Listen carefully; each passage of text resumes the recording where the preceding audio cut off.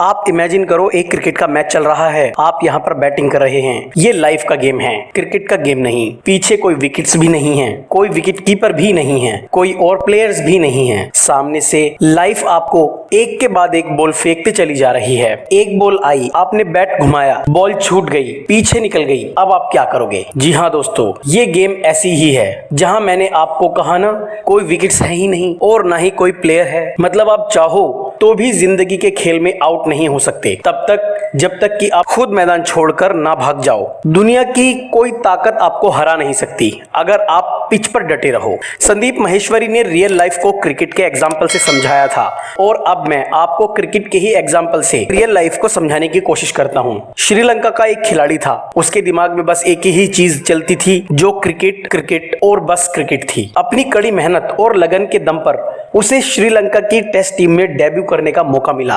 पहली इनिंग्स पर वो 0 आउट हुए, दूसरी इनिंग्स में भी वो 0 पर आउट हो गए, टीम से निकाल दिया गया।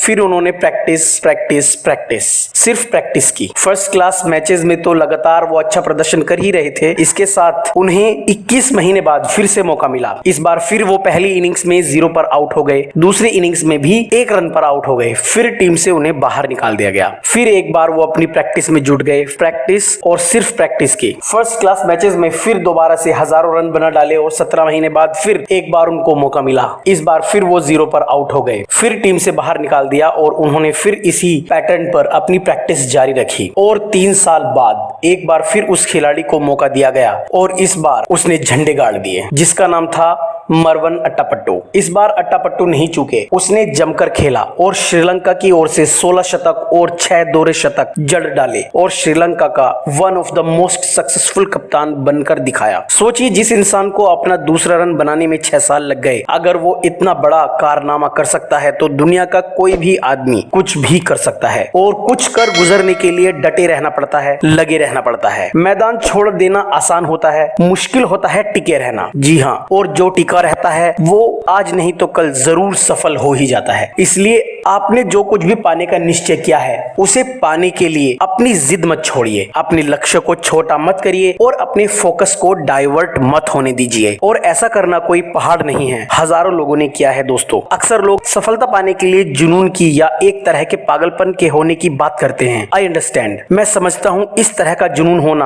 आपके लिए एक एडवांटेजियस हो सकता है, आपको इसका फायदा मिल सकता है। लेकिन अगर वो समझ में नहीं आ रहा तो आप इसके चक्कर में ज्यादा मत फंसिए। बस सोच समझकर अपने लिए सफलता के मापदंड निर्धारित करिए और मैदान में कूद पड़िए। सफलता की मेरी डेफिनेशन बड़ी है या छोटी, इसका कोई मतलब, मेरी सफलता मेरी नजर में मेरी सफलता है। फिर चाहे दुनिया उसे एडमायर करे या उसका मजाक उड़ाए, इसका फर्क नहीं पड़ता। हम सिर्फ और सिर्फ एक ही सूरत में फेल होते हैं, जब हम सक्सेस के लिए अपने एफर्ट्स को छोड़ देते हैं, यानी मैदान से भाग जाते हैं। तो दोस्तों डटे रहिए।